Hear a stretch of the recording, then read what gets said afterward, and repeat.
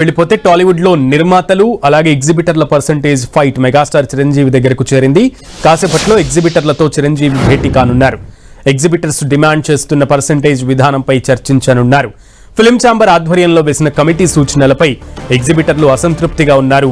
Percentage విధానం చెల్లిస్తేనే పెద్ద cinema ఆడిస్తామని ఎగ్జిబిటర్లు ultimatum జారీ చేశారు.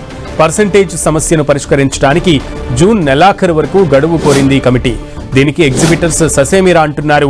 ఇప్పటికే ఎగ్జిబిటర్స్ ఆందోళనలను రామ్ చరణ్ కు తెలిపారు పెద్ద నిర్మాత వెంకట్ సతీష్ కిలారు. ఈ క్రమంలోనే చిరంజీవి జోక్యంతో ఈ వివాదం పరిష్కారమయ్యే ఛాన్స్ ఉంది.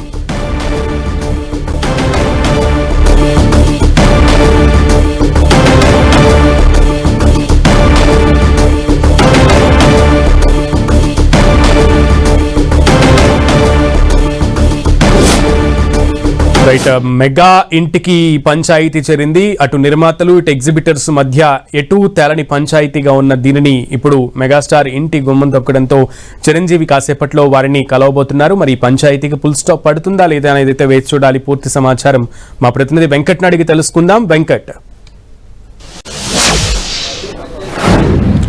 ప్రస్తుతం టాలీవుడ్లో ఇటు ఎగ్జిబిటర్స్ వర్సెస్ ప్రొడ్యూసర్స్గా నడుస్తున్నది ఏదైతే ఉందో అది ఇప్పుడు ఈ పంచాయతీ మొత్తం కూడా మెగాస్టార్ చిరంజీవి ఇంటికి చేరిందని చెప్పవచ్చు. ఇటీవలనే ఎగ్జిబిటర్స్ అందరూ కూడా చిరంజీవి గారు జోక్యం చేసుకుంటే ఈ సమస్యకు పరిష్కారం దొరుకుతుందని కూడా వాళ్ళు చెప్పడం కూడా జరిగింది. దాని సందర్భంగానే మెగాస్టార్ చిరంజీవి కూడా పిలవడం జరిగింది. ఇప్పుడు మనం చూస్తున్నాం విజువల్స్లో అందరూ కూడా తెలంగాణ ఎగ్జిబిటర్స్ మొత్తానికి సంబంధించి వీరందరూ కూడా వెళ్తున్న పరిస్థితి ఉంది. వీరందరూ కూడా ఇప్పుడు మెగాస్టార్ చిరంజీవితో మాట్లాడి ఏం జరుగుతుంది ఏంటి అనేది కూడా ఒక్కసారి మాట్లాడే ప్రయత్నం చేద్దాం. అనుభవం రెడ్డి గారు చెప్పండి. చిరంజీవి గారిని కలిసిపోతున్నారు. మొత్తం తెలంగాణ ఎగ్జిబిటర్స్ అసోసియేషన్కి సంబంధించి ప్రెసిడెంట్స్ మిగతా వీరందరూ కూడా అయితే ఇప్పుడు ప్రొడ్యూసర్స్ కూడా వస్తారా రారా అనేది అయితే తెలియని పరిస్థితి ఉంది. ఎందుకంటే ఫస్ట్ ఇటు ఎగ్జిబిటర్స్తో మొత్తం కూడా సమావేశం నిర్వహించి వారితో మాట్లాడిన తర్వాతనే ఇప్పుడు ఇటు మాట్లాడతారని కూడా చెప్తున్నారు. ఎగ్జిబిటర్స్కి సంబంధించి అన్ని విషయాలు కూడా ఏం చెప్పాలి ఏంటి సినిమా ఇండస్ట్రీకి సంబంధించి ఇప్పుడు ఎన్ని గంటలకు వెళ్తున్నారు? ఇప్పుడే కదా మీటింగ్. ప్రొడ్యూసర్స్ కూడా వస్తున్నారండి. తెలంగాణ ఛాంబర్స్ అయితే తెలంగాణ ఛాంబర్స్ వారికి మాత్రమే వస్తున్నారని కూడా చెప్తున్నారు. దీంతోపాటు మొత్తం సభ్యులు అంటే గతంలో కమిటీ ఏం నిర్ణయాలు తీసుకుంది ఏంటి అనే విషయాలపైన కూడా మాట్లాడే అవకాశం ఉంది. మనం చూడొచ్చు టీఎఫ్సీ ప్రెసిడెంట్ దిల్రాజు కూడా రావడం జరిగింది. ఎఫ్టీసీ చైర్మన్ హోదాలో ఆయన వస్తున్నారు. దానికి సంబంధించి మాట్లాడుతున్నారు. మొత్తం కూడా చిరంజీవితో మాట్లాడిన తర్వాత ఏం నిర్ణయం తీసుకున్నారు అంటే ఏం చెప్తారు, కమిటీలో ఏం నిర్ణయం తీసుకున్నారు మొత్తం అన్నీ కూడా చెప్పే అవకాశాలు అయితే ఉన్నట్టుగా ఉంది. అయితే ప్రొడ్యూసర్స్ కూడా పిలిపిస్తారా అనేది కూడా చూడాలి. ప్రొడ్యూసర్స్ పిలిపిస్తే ఇద్దరిని కూడా కూర్చోబెట్టి ముఖాముఖిగా మాట్లాడే అవకాశాలు కూడా ఉన్నాయి.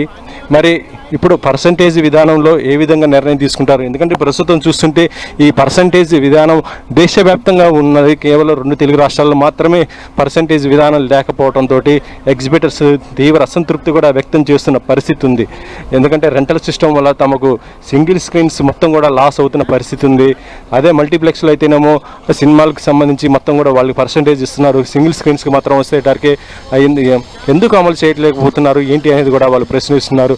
అయితే పెద్ద సినిమాలప్పుడేమో రెంటల్గా ఇస్తూ చిన్న సినిమాలప్పుడు చూస్తుంటే షేరింగ్ విధానం ఇస్తున్నటువంటి ఇక్కడ ద్వంద్వ ఈ 2 రకాలుగా అవలంబిస్తున్న పద్ధతిని వాళ్ళు ఇక్కడ ప్రశ్నిస్తున్న పరిస్థితి అయితే ఉంది. దీనిపైన కూడా చాలా సీరియస్గానే ఉన్నారు.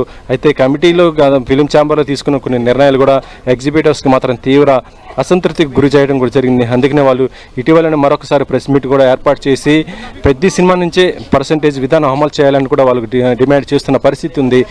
ఒక అడుగు ముందుకేసి తెలంగాణ ప్రభుత్వం కనుక ఇప్పటి నుంచి ఏ సినిమాకైనా సరే టికెట్ రేట్లు పెంచడానికి జీవో ఇచ్చినా కూడా సింగిల్ స్క్రీన్స్ తెలంగాణ వ్యాప్తంగా మాత్రం ఎవరు కూడా పెంచమని కూడా వాళ్ళు కరాఖండిగా చెప్పడం చూస్తుంటే ఈ సమస్య ఎంత తీవ్రంగా ఉందో కూడా మనం అర్థం చేసుకోవచ్చు. మరి ఇప్పుడు ఎన్ని విషయాలు మెగాస్టార్ చిరంజీవి దృష్టికి తీసుకుపోతారు కాబట్టి ఇప్పటికే ఆయనకి వీటికి సంబంధించి ఫీడ్బ్యాక్ కూడా తీసుకున్నట్టుగా తెలుస్తుంది. చిరంజీవితో చర్చించే అంశాల్లో ఇప్పుడు ఇటు ఎగ్జిబిటర్స్ తమ యొక్క వర్షన్ వినిపించడం కూడా జరుగుతుంది కాబట్టి దాంతోపాటు ఇటు ప్రొడ్యూసర్స్ కూడా పిలిపిస్తే మాత్రము ఇద్దరిని కూర్చోబెట్టి కూడా సమస్యను ఎలా పరిష్కరించే విధంగా కూడా డిస్కషన్ చేసే అవకాశాలు అయితే ఉండే అవకాశం ఉంది. కేవలం ప్రస్తుతం తెలంగాణ ఎగ్జిబిటర్స్ అసోసియేషన్కి సంబంధించి మాత్రమే రావడం జరిగింది కాబట్టి వీళ్ళు చెప్పే అంశాలు మొత్తం కూడా నోట్ చేసుకున్న తర్వాత అవసరమైతే ప్రొడ్యూసర్స్తో కూడా మరొక దఫా కూడా మాట్లాడే అవకాశాలు కూడా ఉంటాయి. అయితే ప్రొడ్యూసర్స్ కూడా చూసుకుంటే స్ట్రాంగ్గానే వాళ్ళు కూడా రెంటల్ సిస్టమ్కే వాళ్ళు మొక్కు చూపుతున్న పరిస్థితి ఉంది. అంటే ఇటు ఎగ్జిబిటర్స్ ఏమో కేవలం షేరింగ్ సిస్టమ్కి ఉంటే అటు మనము రెంటల్ సిస్టమ్కి ఉండటంతో ఈ సమస్య తెగని పరిస్థితి ఉంది. కమిటీ కూడా నిస్సహాయ స్థితిలోనే ఉందని చెప్పవచ్చు. ఎవరు కూడా ఎందుకంటే డబ్బులు పెట్టేది మేము, ఇబ్బంది పడుతుంది మేము, కలెక్షన్స్ పైన ప్రభావం చూపుతుంది కూడా మా పైన అంటూ కూడా ఇటు ప్రొడ్యూసర్స్ కూడా తమ వర్షన్ వినిపిస్తున్న మాట ఉంది కాబట్టి ఇప్పుడు దీనికి సంబంధించి ఎగ్జిబిటర్స్ ఇటు ప్రొడ్యూసర్స్ కూడా సంబంధించి డిస్కషన్ జరిగే అవకాశం ఉంది. అయితే ప్రొడ్యూసర్స్తో పాటు ఇప్పుడు ఎగ్జిబిటర్స్ మరొక అంశం కూడా ఇక్కడికి మెగాస్టార్ చిరంజీవి దృష్టికి తీసుకొచ్చే అవకాశం ఉంది. అదేంటంటే హీరోల యొక్క రెమ్యునేషన్, ఆ రెమ్యునేషన్ ఎక్కువ ఎందుకు ఇస్తున్నారు, దానివల్ల ఎటువంటి ఇబ్బందులు ఎదురుతున్నాయి, రెవెన్యూలు ఎక్కడ పోతుంది అనేది అంశాలు కూడా చిరంజీవి దృష్టికి కూడా వాళ్ళు తీసుకుపోబోతున్నట్టుగా తెలుస్తుంది. ఇక మరొక వైపు ఏంటంటే దేశవ్యాప్తంగా ప్రస్తుతం చూస్తుంటే మొత్తం కూడా అన్ని చోట్ల కూడా షేరింగ్ సిస్టమే ఉంది. కానీ ఇది 2 తెలుగు రాష్ట్రాలు కేవలం మన దగ్గర మాత్రం ఎందుకు అమలు చేయట్లేదనే వాళ్ళు గట్టిగా ప్రశ్నిస్తున్న ప్రశ్న అయితే ఉంది. సునీల్ వెంకట్, అయితే ఇక్కడ పెద్ద నిర్మాతలు కూడా ఎగ్జిబిటర్ల డిమాండ్లన్నీ కూడా mega power star Ram Charan తేజ్కి తెలియజేసినట్లుగా తెలుస్తోంది. సో రామ్ చరణ్ ఏమైనా దీనికి సంబంధించి స్పందించారా? అండ్ ఇప్పుడు ఈ మీటింగ్లో రామ్ చరణ్ కూడా ఉండే అవకాశం ఎంతవరకు ఉంటుంది? బికాజ్ పెద్ద సినిమా రిలీజ్ చుట్టూనే ఈ వ్యవహారం అంతా కూడా తిరుగుతున్న నేపథ్యంలో ఆయన ఇన్వాల్వ్మెంట్ ఏమన్నా ఉండే అవకాశం ఉందా? ప్రస్తుతం పెద్ద సినిమాకు సంబంధించి ఈ రోజున ఒక ప్రమోషనల్ ప్రెస్ మీట్ బెంగళూరులో ఉండటం జరిగింది. అక్కడ రామ్ చరణ్తో పాటు మిగతా టీం మొత్తం కూడా బెంగళూరులో ఉన్నారు. అయినా కూడా ఇటు దానికి సంబంధించిన వాళ్ళు అంటే మైత్రి మూవీస్కి సంబంధించినటువంటి వాళ్ళు కూడా ఇక్కడ ఉండటం జరిగింది.